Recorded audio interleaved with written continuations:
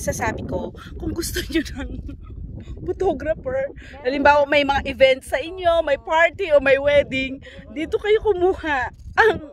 So far, ang gagaling.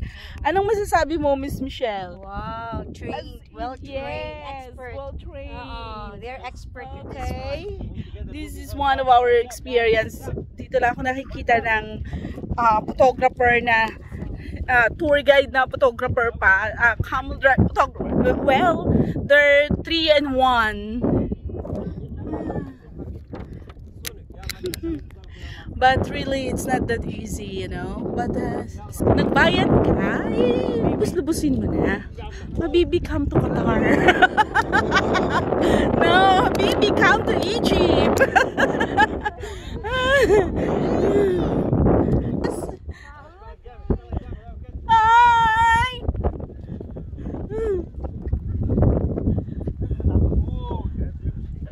Video ko rin sila. So, ganun na nga. Parang, grabe. Hindi ko alam kung ano ito, kung ito pa isang tanong, hindi ko alam kung bayad na ba kami dito or singilin kami after. Kasi pinatabi lang naman kami dito sa camel, guys. So, akala namin pag-picture. Tapos, bigla na lang kaming pinasakay. Tapos, yun na. So, hindi ko talaga, I'm clueless kung ano talagang meron kami dito. Utang na loob. Pero kahit naman katayan nila kami dito, wala naman kami dalang salapi, no? As in. Pero ito pala yung sinasabi nilang pyramid.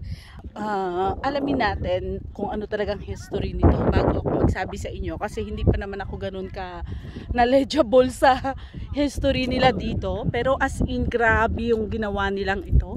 Diba? So far, sulit na sulit. Pero ang ano kasi, anong purpose nito? Libingan ba ito? Or ano? Libingan ata? Ano? Ay, Diyos ko. Sa mga magagaling sa history dyan, tulungan ninyo kami. Hindi ko na alam kung nasaan na yung kasama ko doon. Ano ba siya? Okay lang ba siya? Ha? Ipo-ipo. May ipo-ipo doon. Ayun oh. Sandstorm. There is a sandstorm. Wait, there is sandstorm, brother. Storm.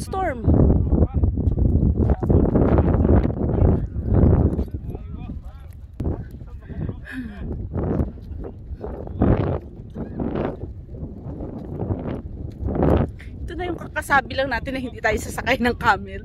Tapos nabudol tayo, guys. Budol natin. Ay, Diyos ka pa. Ay,